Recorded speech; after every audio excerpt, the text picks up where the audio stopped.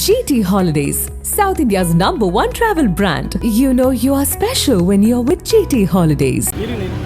And they are trivializing what happened to my son. I have also volunteered at the school. We were blind devotees of Sadhguru. That we also had to come out of Sadhguru Jaggi Vasudev's brainwash. I do not want to do any blame gaming here. It's been 2 months that we have given a press meet in Hyderabad. Nobody reached out to us. Kovai மாவட்டம் வடவள்ளி பகுதியைச் சேர்ந்த பேராசிரியர் காமராஜ் என்பவர் ஈஷா யோகா மையத்திற்கு எதிரான ஆட்கொணர்வு மனு ஒன்றை தாக்கல் செய்தார்.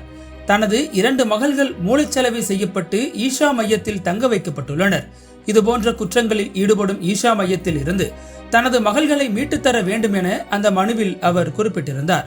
இந்த மனு மீதான விசாரணை கடந்த அக்டோபர் 18ஆம் தேதியன்று அப்போதைய உச்சநீதிமன்ற தலைமை நீதிபதி DY சந்திரசூட் அடங்கிய அமர்வு முன்பு விசாரணைக்கு வந்திருந்தது. விசாரணையில் இருதரப்பு வாதங்களையும் கேட்ட நீதிபதிகள் 2 பெண்களும் அவர்களின் முழு சம்மதத்துடன் தான் அங்கு தங்கியிருப்பதாக கூறி ஆட்கொணர்வு மனுவை முடித்து வைத்தனர். அந்த சமயத்தில் அடுத்த 2 நாட்களில் அமெரிக்காவில் இருந்து இந்தியாவிற்கு திரும்பிய ஹைதராபாத் தம்பதியர் ஈஷா மையம் மீது பகிரங்க குற்றச்சாட்டுகளை முன்வைத்தனர். தெலுங்கானா மாநிலம் ஹைதராபாத்தை சேர்ந்தவர் சத்ய நரேந்திர ரகானி. இவர் ஈஷா யோகா மையத்தின் சென்டர் கோஆர்டினேட்டராக பணியாற்றியவர். இவரது மனைவி யாமினியும் அங்கு உறுப்பினராக இருந்துள்ளார். ஜக்கி வாசுதேவின் உரைகளால் ஈர்க்கப்பட்ட இந்த தம்பதி கடந்த 2013ஆம் ஆண்டு முதல் ஈஷா மையத்தில் நேரடியாக பல்வேறு களப்பணியில் ஈடுபட்டிருக்கின்றனர். அப்போது இவர்கள் தங்களுடைய மகனை ஈஷா யோகா மையத்தில் செயல்படும் ஈஷா ஹோம் ஸ்கூலில் சேர்த்துள்ளனர். யாமினியின் மகன் மைனராக இருந்தபோது 2016ஆம் ஆண்டு முதல் 2018ஆம் ஆண்டு வரை அதே பள்ளியில் படிக்கும் மாணவர் ஒருவரால் பாலியல் துன்புறுத்தலுக்கு ஆளாக்கப்பட்டிருக்கிறார். சிங்கப்பூரில் வலிமையான குடும்ப பின்னணியில் உள்ள அந்த மாணவன் ஓரின சேர்க்கையில் அதிக ஈடுபாடு கொண்டிருந்ததால் யாமினியின் மகனை 3 ஆண்டுகளாக நள்ளிரவில் துன்புறுத்தி இருக்கிறார். இதை அறிந்த யாமினி அப்பள்ளியின் ஜெனரல் கோஆர்டினேட்டரிடம் முறையிட்டிருக்கிறார். ஆனால் பாலியல் சீண்டலில் ஈடுபட்ட மாணவன் மீது நடவடிக்கை எடுக்காமல் அந்த மாணவனை ஈஷா மையத்தினர் 1 வாரம் தங்களது கஸ்டடியில் வைத்து பாதுகாத்ததாக புகார்கள் எழுந்தது. அந்த காலகட்டத்தில் யாமினியின் மகன் கடும் மன உளைச்சலிலும் உடல் ரீதியாகவும் பாதிக்கப்பட்டிருந்த பொழுதிலும் ஈஷா மையத்தின் தரப்பிலிருந்து எந்த உதவியும் செய்யப்படவில்லை. இதனிடையே அமெரிக்காவில் இருந்து திரும்பிய யாமினியும் அவரது கணவரும் ஈஷா யோகா மையம் மீது பல்வேறு குற்றச்சாட்டுகளை முன்வைத்தனர். ஈஷா அறக்கட்டளையிலும் அதன் கல்வி நிறுவனங்களிலும் குழந்தைகள் மீது பாலியல் வன்கொடுமை செய்யப்படுவதாக புகார் எழுப்பினர். ஈஷாவால் நடத்தப்படும் கல்வி நிறுவனங்கள் எந்த விதிமுறைகளையும் பின்பற்றாமல் தன்னிச்சையாக நடத்தப்படுகிறது. ஈஷா ஹோம் ஸ்கூலில் படித்த எங்களுடைய மகன் 3 ஆண்டுகளாக பாலியல் வன்கொடுமைக்கு உள்ளாகி உள்ளார். அதேபோல எங்களின் நண்பருடைய மகளும் பாலியல் துஷ்பிரயோகத்திற்கு ஆளாகி இருக்கிறார் என அதிர்ச்சி கிளப்பியிருந்தனர்.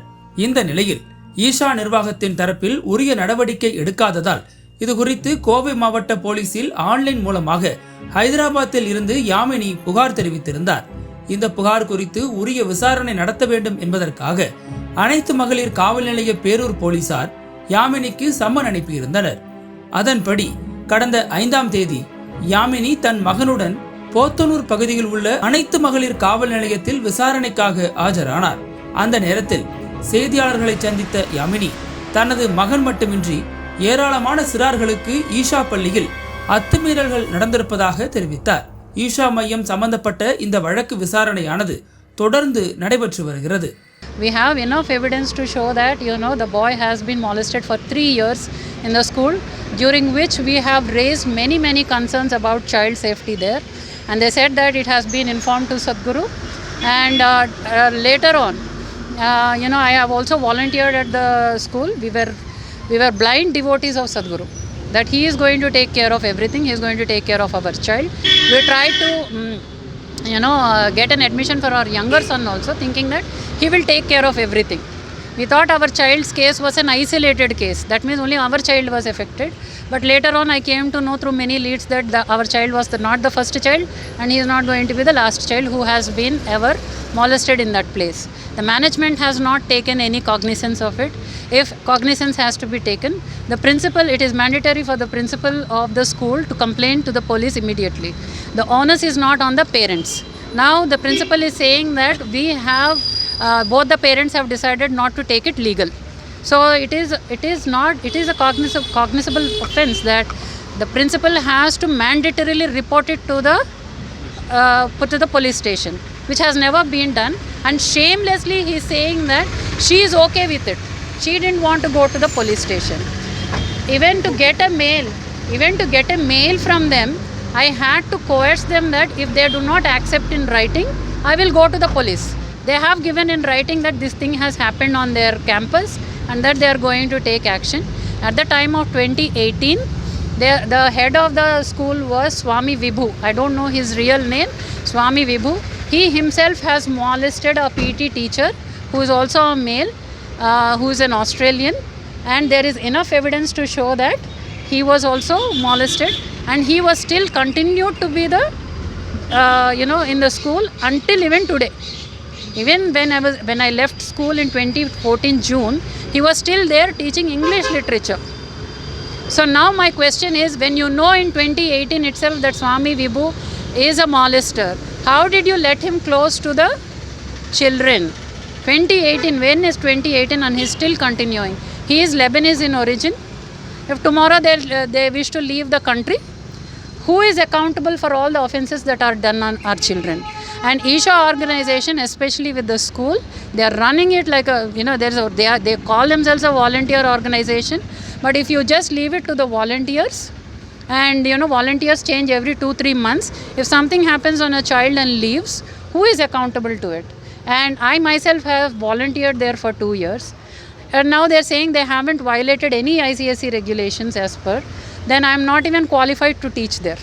I am not a B.Ed. They just gave me a book in the hands and they asked me to go and teach at 12th grade. I taught political science in 12th grade.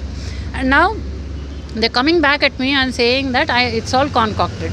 We have enough evidence to ensure that, there's a very concrete evidence that they have accepted that this incident happened on the campus. Now my question is, I've requested, see, there is a lapse. There is a certain time gap, I should say, that we also had to come out of Sadhguru Jaggi Vasudev's brainwash.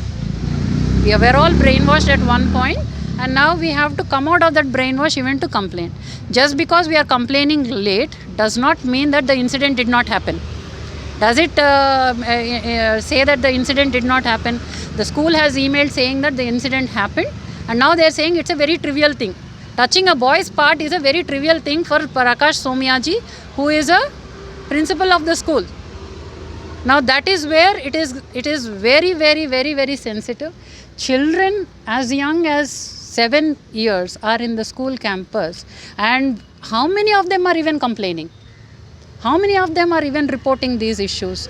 Now my request, my social responsibility is to ensure that these things be reported more often. There is no shame in it.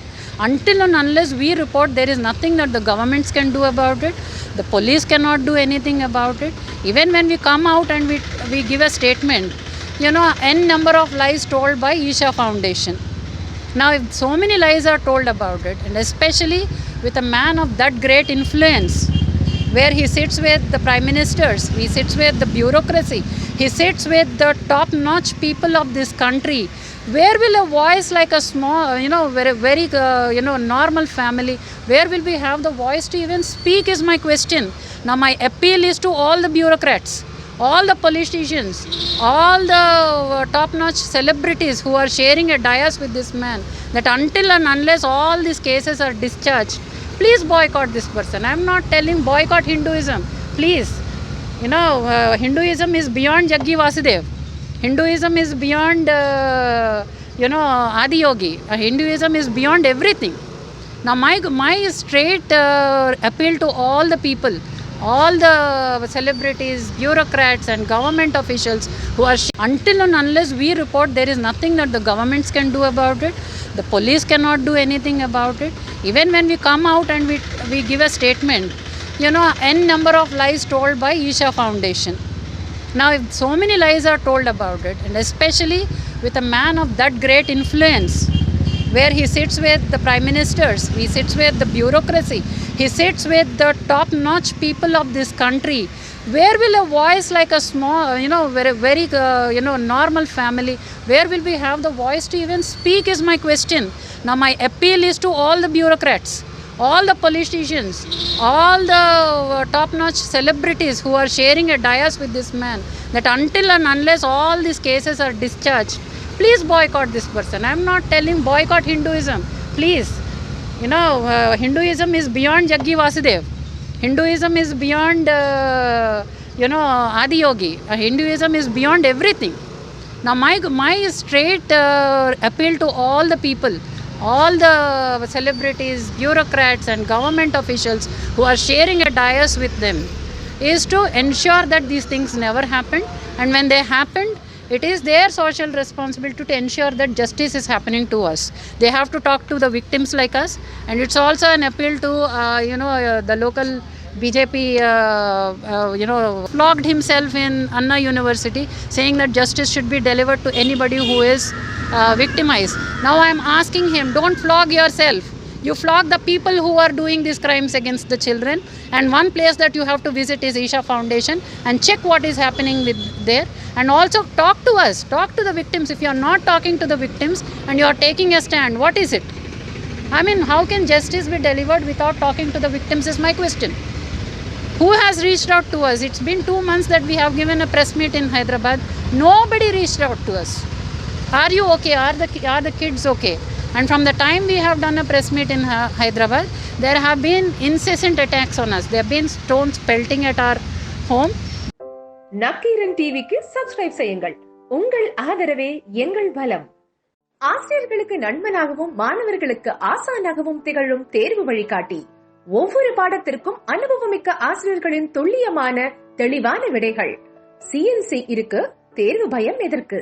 இது தீரன் publishing house விற்பனை வெளியீடு.